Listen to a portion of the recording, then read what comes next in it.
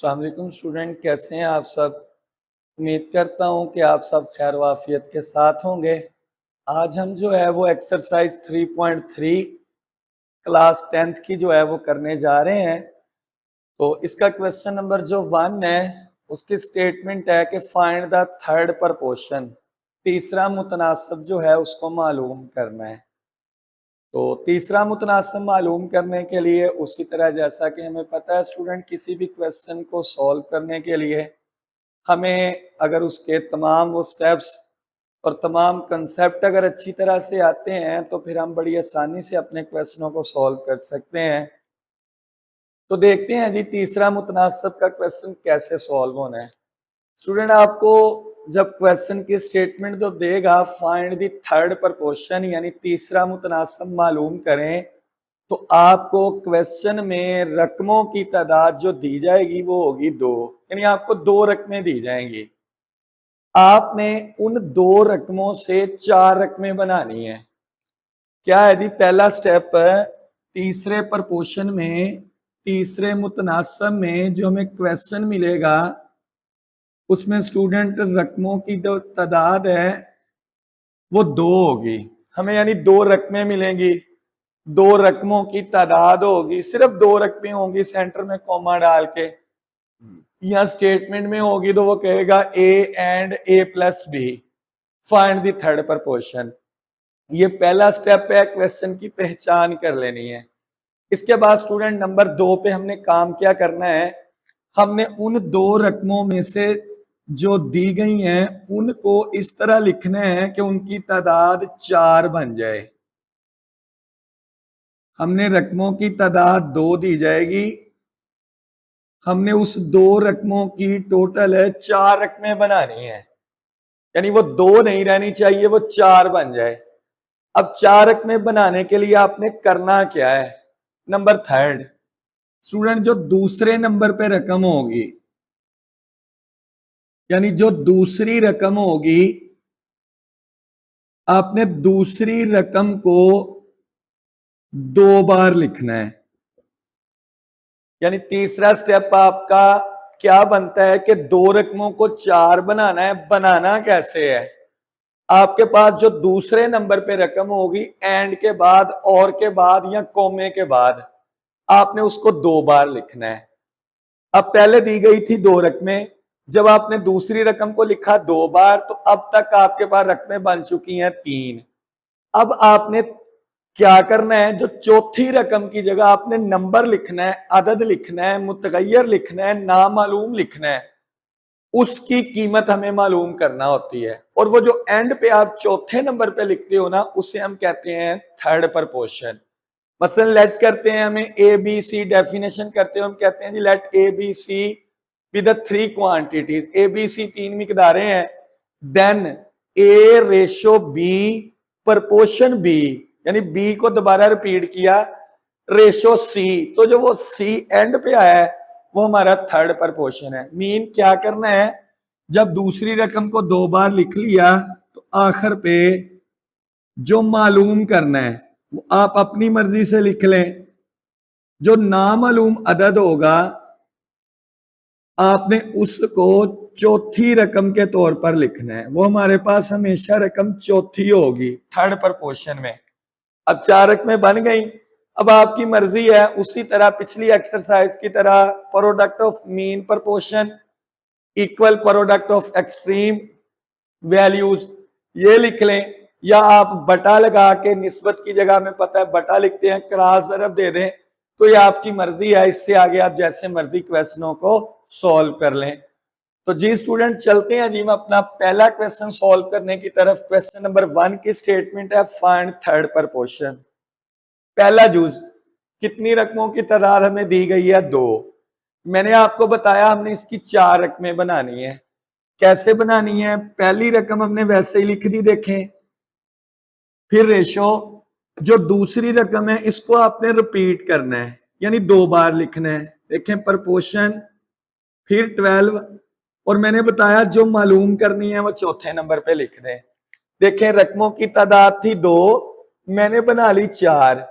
कैसे बनाई, पहली रकम वैसे ही, दूसरी रकम लिखी और इसी को रिपीट कर दिया, और क्या बताया मैंने, चौथे नंबर पे वो अदद लिखना है जो आपको मालूम करना है। अब यहाँ पे जो x है इज द थर्ड प्रपोर्शन, तो आपकी मर्जी, आप जैसे मर्जी हल कर लें। अगर हमें रकम बनाना आ गई तो इसका आगे सोल्यूशन एक्सरसाइज 3 हमने जो 1 की है उसकी तरह ही है। तो दे दें जी 6 को x से जरब, आप ये डायरेक्ट भी लिख सकते हैं, इससे गलत नहीं होगा, 12 को 12 से जरब दे दें। अब हमें चाहिए x की कीमत, तो दोनों तरफ 6 पे तकसीम कर दें, तो हमारे पास जो थर्ड प्रपोर्शन है मीन, जो हमने x लिखा था उसकी कीमत निकल आई 24।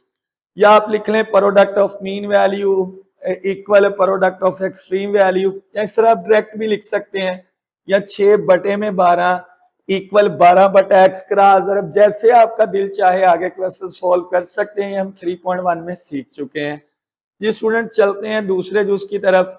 मेरा ख्याल है कि अगर आप किसी भी एक्सरसाइज के किसी भी क्वेश्चन के मेरे वो आइडियाज जो मैं आपको शुरू में देता हूं, अगर आप उसको ज़हन नशीन कर लें तो आप तमाम क्वेश्चन खुद से सॉल्व कर भी सकते हैं।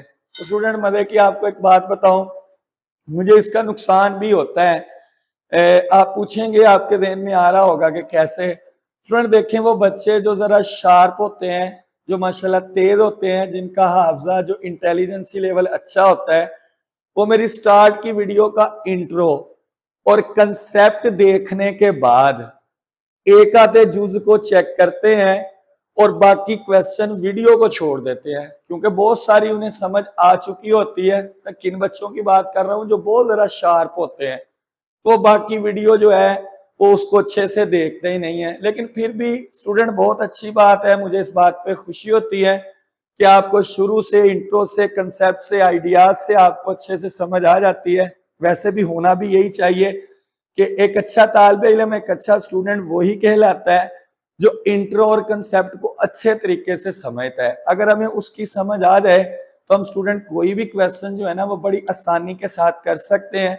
लेकिन फिर भी मेरी कोशिश होती है कि आपको जो है मल्टीपल डिफरेंट टाइप की जो रकमें होती हैं, बात का स्टूडेंट जो हैं एवरेज या जरा जो डल बच्चे होते हैं, डल होते नहीं है, मेन ये वजह होती है कि वो जस्ट आपका जो है अपने आप को जो है ना किसी मुश्किल में नहीं डालते, यानी पढ़ते नहीं है। तो मैं उनको डल नहीं कहूंगा, ये नहीं कहता वो निकम्मे होते हैं, नहीं, बल्कि वो पढ़ाई को प्रॉपर टाइम नहीं देते। तो हमें टाइम देना चाहिए, पढ़ना चाहिए, ताकि हम अच्छे नंबर हासिल कर सकें। तो स्टूडेंट होता क्या है, तो मैं इस वजह से डिफरेंट मल्टीपल क्वेश्चन की रकमें लिख लेता हूं, ताकि अगर कोई फार्मूला यूज हो रहा है तो वो भी हमारे जहन में आ जाए जी। स्टूडेंट चलते हैं दूसरे जूस की तरफ।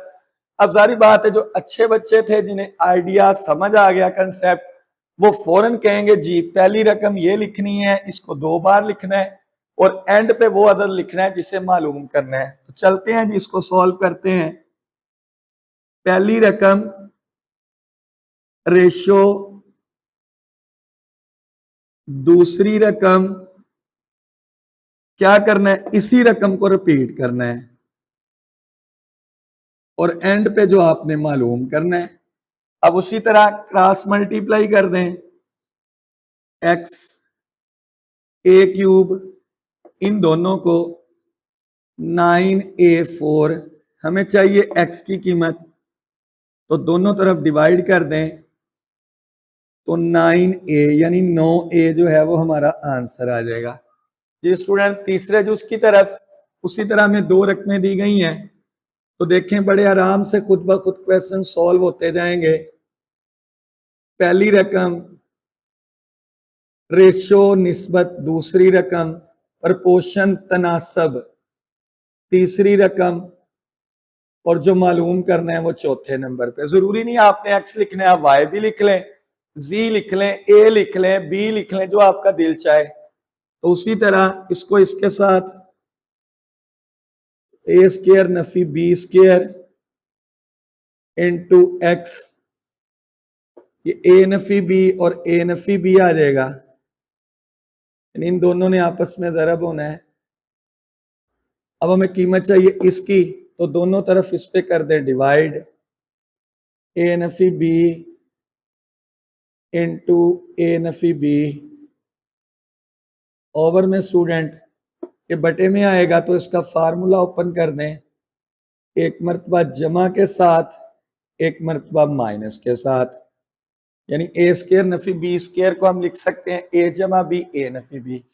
अब स्टूडेंट ए नफी बी को ए नफी बी से काट दें तो ऊपर हमारे पास बचा ए माइनस बी और बटे में हमारे पास बचा ए जमा बी। और स्टूडेंट यही हमारा आंसर है, यानी x जो था वो थर्ड प्रोपोर्शन हमने निकाल लिया। चलते हैं जी चौथे जुज की तरफ।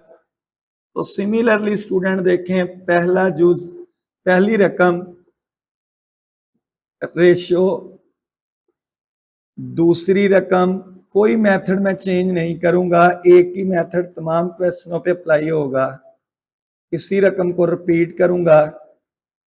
अब स्टूडेंट जरा यहाँ पे देखें, मैंने तमाम क्वेश्चनों पे थर्ड प्रोपोर्शन की जगह x लिखा है क्योंकि किसी जगह बाकी रकम में कहीं x नहीं था। अब यहाँ आपने x नहीं लिखना क्योंकि आप परेशान भी हो सकते हैं, कंफ्यूज भी कि हमने किसकी कीमत निकालनी है।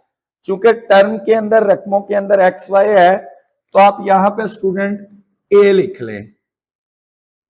मैंने आपको बताया ये मर्जी, आप x भी लिख सकते हैं, आप बड़ा x लिख लें, बड़ा y लिख लें, यानी परेशान नहीं हो जाना कि ये ए कहां से आ गया। जस्ट ए कि ये मैं इससे मिक्स ना हो जाए, बात फिर वो ये मालूम यही करना है। ए जो है वो यहाँ पे हमारा थर्ड प्रोपोर्शन होगा, ठीक है। इसके बाद अब इसको उसी तरह ए इंटू एक्स माइनस वाई का होल स्क्वायर, इन दोनों को ज़रब देनी है आपस में। तो इसका फार्मूला ओपन कर ले, लिख लेते हैं। इसका फार्मूला होता है ए नफी बी इंटू ए स्क्वायर जमा ए बी जमा बी स्क्वायर। अब जरा देखें स्टूडेंट, गौर करें, इसका फार्मूला ये है, यानी एक्स क्यूब नफी वाई क्यूब, ये होता है एक्स नफी वाई, एक्स वाली रकम का स्क्वायर जमा एक्स वाई जमा वाई स्क्वायर। इसका फार्मूला ये है जरब, इसका फार्मूला भी यही होगा, यानी ये रकमें सेम दो बार आ जाएंगी। तो मैं क्या लिख सकता हूं, एक्स माइनस वाई का भी होल स्क्वायर कर दूं, इसका भी होल स्क्वायर कर दूं, यानी इस रकम ने इस रकम से जरब होना है। इसका फार्मूला भी यही है, इसका भी यही है, तो ये दो बार आनी है, ये भी स्क्वायर बन गया, ये रकम दो बार आनी, ये भी स्क्वायर। समझ आ गई। अब दोनों तरफ इस पे डिवाइड कर देते हैं। ऊपर हमारे पास है एक्स माइनस वाई का whole square into x square जमा एक्स वाई जमा वाई स्क्वायर और इसका भी होल स्क्वायर डिवाइडेड, ये रकम इसके बटे में आ जाएगी एक्स माइनस वाई का होल स्क्वायर। तो स्टूडेंट ये रकम इससे काट दें तो हमारे पास आंसर क्या आ जाएगा, एक्स स्क्वायर जमा एक्स वाई जमा वाई स्क्वायर और इस सारी रकम का होल स्क्वायर। तो स्टूडेंट यही हमारे पास थर्ड प्रोपोर्शन है, यानी यहाँ अब ए हमारा थर्ड प्रोपोर्शन था तो इसकी कीमत निकल आई। जी स्टूडेंट चलते हैं जी क्वेश्चन नंबर पहले के पांचवें जो उसकी तरफ। स्टूडेंट जो छोटे क्वेश्चन है जो शॉर्ट है, जैसा कि आपको पता है मैंने चैप्टर नंबर 1 और 2 के अलग से शॉर्ट क्वेश्चन के चैप्टर की वीडियोस बनाई हैं और लॉन्ग का जो सिलसिला है इंशाइया का वो पीछे से एक्सरसाइज 1.2 तक आ पहुंचा है। तो इंशाल्लाह वक्तन फवक्तन स्लो स्लो सिलेबस के लिहाज से वो इसी सिलसिले को जो है वो आगे की तरफ बढ़ाते चलेंगे। तो चैप्टर नंबर जो 3 है ये शुरू से हम इकट्ठा तरतीब से कर रहे हैं, लेकिन जो क्वेश्चन आपको नजर आ रहे होते हैं खुद स्टूडेंट को कि छोटी स्टेटमेंट का छोटा क्वेश्चन है, वो एज ए शॉर्ट क्वेश्चन के तौर पर पेपर में आता है। और जो बड़े क्वेश्चन होते हैं लेंथी नजर भी आ रहे होते हैं, खुद स्टूडेंट को भी आइडियाज हो जाते हैं, तो हमारे लॉन्ग क्वेश्चन के तौर पर चलते हैं। ये स्टूडेंट पांचवें जो उसकी तरफ चलते हैं। सिमिलरली पहली रकम वैसे ही हमने लिखनी है, इसके बाद रेशो, दूसरी रकम को हमने रिपीट करना है,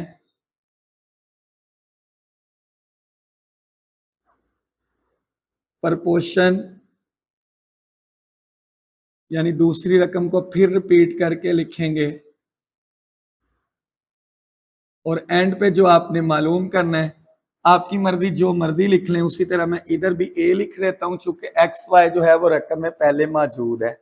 अब उसी तरह इसने खानी है इससे ज़रब, तो a into x plus y का होल स्क्वायर इक्वल। अब स्टूडेंट उसी तरह गौर करें, दोनों रकमें सेम है, तो जब ये सेम होती हैं तो इसको होल स्क्वायर में भी लिख सकते हैं, इनटू करके भी लिख सकते हैं। जैसे चूंकि यहाँ छोटी रकमें होती हैं ज़रब दे के लिख दी गई हैं, यहाँ पे इसको छोटी थी अभी, इसको ए नफी बी का होल स्क्वायर नहीं है, आपकी मर्जी है। आप इसको मल्टीप्लाई की फॉर्म में लिख रहे, चूंकि ये सेम ही होनी है तो इसको होल स्क्वायर में लिख रहे हैं की बात है। तो मैं इसको लिख देता हूं x square minus x y plus y square और इस रकम का होल स्क्वायर। चूंकि ये जब ज़रब होगा एक पावर इसकी एक इसकी, अब ये वैसे ही है, इसको उधर डिवाइड करवा दें, अभी इसी तरह रहने दें जब तक वो शॉर्ट नहीं हो जाता सिंप्लीफाई। अब स्टूडेंट अंदर जो रकम है इसकी फैक्टराइजेशन कर दें, नफी 2 वाई स्क्वायर है।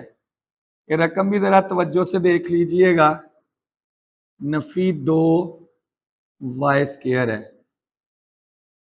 तो यहां भी नफी 2 वाई स्क्वायर है। तो जरा रकम को गौर से देख लिया करें जब आप लिख रहे होते हैं। बाद का हमें मेथड आ रहा होता है, लेकिन रकम को जब पुट कर रहे होते हैं तो वो गलत लिखी जाती है, तो जरा तवज्जो से क्वेश्चन को किया करें। जी अंदर वाले की फैक्टराइजेशन कर लेते हैं, यानी मिडिल टर्म ब्रेक कर लेते हैं। तो तरीकाकार हमें आता है, सारी बात है हर वीडियो में हर क्वेश्चन में ये तरीका सिखाने अगर लग जाए तो फिर हम बहुत लंबी एक हमें वीडियो मिलेगी। तो फैक्टराइजेशन, मिडिल टर्म ब्रेक, जोड़े बनाने का तरीका, मेरी वीडियो फैक्टराइजेशन कैसे की जाती है, तजीक कैसे की जाती है, आप उससे हेल्प ले सकते हैं। जिस मरले पे भी आके या आपको तरीका भूल जाए उसको आप एक मरतबा चेक कीजिएगा, इंशाल्लाह आपको जोड़े बनाना, मिडिल टर्म ब्रेक बनाना जो है वो आ जाएगी। जी student, minus 2xy plus xy यानी नफी xy को तोड़ा, नफी 2xy जमा xy, इससे ये निकालें ये आ जाएगा। इन दोनों को जरब दें तो ये और ये वाली रकम आ जाएगी। आगे माइनस 2y स्क्वायर और ये सारी रकम के होल स्क्वायर, ये वाला ये वैसे ही आ गया, ये फिर वैसे ही लिख दे। इसके बाद स्टूडेंट इन दोनों में से कॉमन उसी तरह जो तरीकाकार है, x माइनस 2y आ जाएगा, इन दोनों में से प्लस का y common, x minus 2y आ जाएगा, ये ब्रैकेट और ये ब्रैकेट और इसका होल स्क्वायर। ब्रैकेटों का भी जरा ख्याल रखिएगा student, a into x plus y का होल स्क्वायर, अब ये दोनों में फिर कॉमन है, तो x minus 2y into x plus y, ये ब्रैकेटें इसकी आई लेकिन इस सारी रकम के ऊपर होल स्क्वायर है तो ये ब्रैकेट। अब स्टूडेंट ये a into x plus y का होल स्क्वायर इक्वल, ये मल्टीप्लाई हो रहे हैं और दोनों के ऊपर स्क्वायर है, इसका मतलब इस पे स्क्वायर अलग कर दें, इस पे अलग, तो x माइनस 2y का whole square into x plus y का होल स्क्वायर अलग। अब स्टूडेंट आप इसको इस तरह भी काट सकते हैं, यानी जब सेंटर में इक्वल हो, शर्त है ये भी सारी मल्टीप्लाई हो रही हो, ये भी, कहीं जमा की इधर अलामत आए तो इसको इससे नहीं काट सकते, या बात वही है कि आप दोनों तरफ इस पे तकसीम करें तब भी ये इससे कट जाएगी। तो दोनों तरफ तकसीम कर देते हैं जी, तो इधर बचेगा a एक्स माइनस 2y का whole square into x plus y का होल स्क्वायर, और ओवर में ये रकम आ जाएगी, या यहीं पे काट दें तब भी एक ही बात है। मैथ की बेसिक हमें पता हो तो हम क्वेश्चनों के साथ बड़ी आसानी के साथ खेल सकते हैं, फिंगर टिप पे मैथ कर सकते हैं।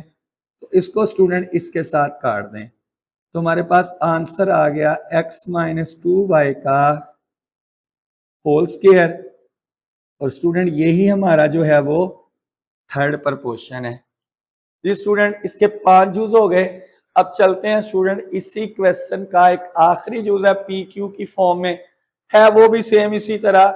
स्क्वायर ओपन करना होगा, क्यूब 2 रकमें होंगी, दूसरी को रिपीट करना है, चौथे नंबर पे नामालूम मदद लिखना है। लेकिन फिर भी रकम को देख के परेशान होने वाले स्टूडेंटों के लिए मैं उसको सॉल्व कर देता हूं। चलते हैं जी छठे जूस की तरफ। स्टूडेंट छठे जूस की तरफ चलते हैं। उसी तरह हमें 2 रकमें दी गई हैं, बटे की फॉर्म में है, तो क्या करना है जी, उसी तरह पहली रकम वैसे ही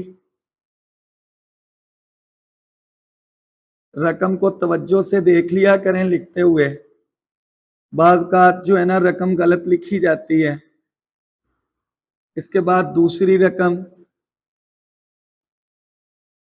बहुत सारे स्टूडेंट ऐसे होते हैं जिन्हें क्वेश्चन को हल करने का तरीका आता है, हर चीज आ रही होती है, वो कहते हैं जी हमें तरीका आता है, लेकिन फिर भी क्वेश्चन गलत हो जाता है। तो कभी सोचिएगा ऐसा क्यों होता है स्टूडेंट्स। की वजह ये होती है कि हम क्वेश्चनों को हल करते हुए उनके फार्मूलों, उनकी बेसिक जो हैंडलिंग होती है, टैकल करना, क्वेश्चन को कैसे करना है, सिंपल सिंपल मल्टीप्लिकेशन डिवाइडेड का अमल, ब्रैकेटें लगाने का अमल, वो जरा ठीक से नहीं लगाते। तो स्टूडेंट बहुत सारे मैंने ऐसे बच्चे देखे हैं, 75 नंबरों वाले बच्चे होते हैं, वो कहते हैं जी हमें रियाजी तो सारा आता था, लेकिन नंबर मेरे 70, 71 या 72 क्यों आए हैं।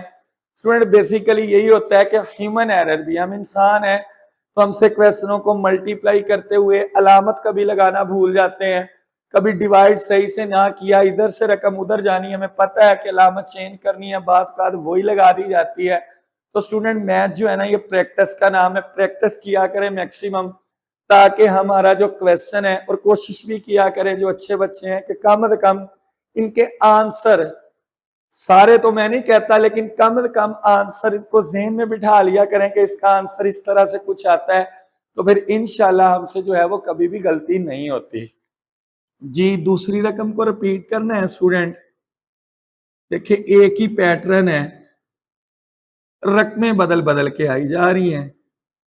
तो फार्मूले अगर आते हैं, क्वेश्चन की बेसिक्स आती हैं, हैंडल करना ठीक आता है, तो कोई मुश्किल नहीं है। यहाँ पे मैंने एक्स लिख दिया जो कि किसी और जगह एक्स नहीं है, उसी तरह इसमें इससे मल्टीप्लाई होना है, तो एक्स इंटू, देखें ब्रैकेट लगा दी मैंने ताकि मैं भी भूल ना जाऊं क्वेश्चन को सॉल्व करता हुआ। ब्रैकेटें तवज्जों के साथ, इक्वल, अब इसने इससे ज़रब होना है, तो p माइनस क्यू ओवर में P square minus P Q plus Q square. अब गौर करें, जब ये इससे ज़रब होगा तो इसका भी होल स्क्वायर आ जाएगा, जब ये इससे ज़रब होगा तो इसका भी सेम उसी तरह, लेकिन आप इसको अलग अलग भी लिख सकते हैं। तो परेशान नहीं होना स्टूडेंट, एक ही क्वेश्चन को हल करने के कई तरीकाकार होते हैं। मतलब मीनिंग ये है कि आपको बेसिक आती कितनी है। अगर हमें बेसिक आती है तो हम क्वेश्चन को किसी भी तरीके से जल्दी जल्दी से, देर से, बड़े स्टेप करके, छोटे स्टेप करके क्वेश्चनों को सॉल्व कर सकते हैं। अब गौर करें, इसको फार्मूले में खोलेंगे तो ए नफी बी ए जमा बी आ जाएगा, नजर आ रहा है इसका ए नफी बी इससे कट जाएगा। इसको जब मैं फार्मूला खोलूंगा तो ए जमा बी यानी पी जमा क्यू आएगा, P square Nafi P Q जमा क्यू स्क्वायर आएगा, इसका बचा इससे कट जाएगा, जो नफी वाला बचेगा एक रकम इससे कट जाएगी, तो हमारे पास ये आंसर आ जाएगा। लेकिन फिर भी जारी बात है कि प्रैक्टिस का जो नाम है असल में वो रियाजी है, तो प्रैक्टिस ही इतनी हम कर लें कि हमें फौरन आंसर तक जो है वो हम पहुंच जाएं और हमें आंसर मिल जाए। लेकिन मैं यहाँ ऐसा नहीं करूंगा, मैं सॉल्व करूंगा इसको। जी देखते हैं जी, ऊपर वाली रकम का फार्मूला खोल दें, ए नफी बी इंटू ए जमा बी। देखिए सीधे सीधे क्वेश्चन होते हैं, खुद कहता है क्वेश्चन के मुझे इस तरह सॉल्व करना है। इसका फार्मूला खोल दें, पी जमा Q P square Nafi P Q plus Q square, ये ब्रैकेट इसकी है और ये ब्रैकेट होल की है जो एक्स से ज़रब हो रहा है। तो स्टूडेंट ये सेम एज इट इज ऐसे ही आ जाएगा, ओवर में P square Nafi P Q plus Q square into, इसने ज़रब होना है ना इसके साथ, तो स्टूडेंट ब्रैकेटें लाजमी लगाइएगा। बार बार मैं यही आपसे तलकीन कर सकता हूं कि ब्रैकेटों का बड़ा किरदार है रियाजी के अंदर, इसको प्रॉपर वे में यूज किया करें। अब स्टूडेंट वैसे ही मैंने आपको पिछले क्वेश्चन में भी बताया था कि जब इक्वल हो, सारी रकमें मल्टीप्लाई हो रहे हैं, आप इसको काट सकते हैं, तो मैं क्यों इसको क्रॉस इस तरह करूं, तो इजी वे, ये p माइनस क्यू इससे कट जाएगा, ये p प्लस क्यू इससे कट जाएगा। ठीक है, कितना आसान क्वेश्चन है। इसके बाद ये बटे वाली रकम एक इस एक बटे वाली रकम से कट गई, इधर कुछ भी नहीं बचा, तो x बचा, इधर ऊपर बचा p माइनस क्यू, और ओवर में हमारे पास ये रकम। तो देखें, बजाय इधर उससे ज़रब दें, फलां को फलां से ज़रब दें, फलां का उलट करें, जस्ट बेसिक हमें पता थी कि ये रकम उस रकम के साथ कट सकती है, शर्त है कि अगर वो मल्टीप्लाई हो रहे हो, तो यही हमारा आंसर है। जी स्टूडेंट, यहाँ पे हमारा थर्ड प्रपोर्शन होता है खत्म। मुझे दीजिएगा इजाजत, अगली वीडियो तक के लिए अल्लाह हाफिज।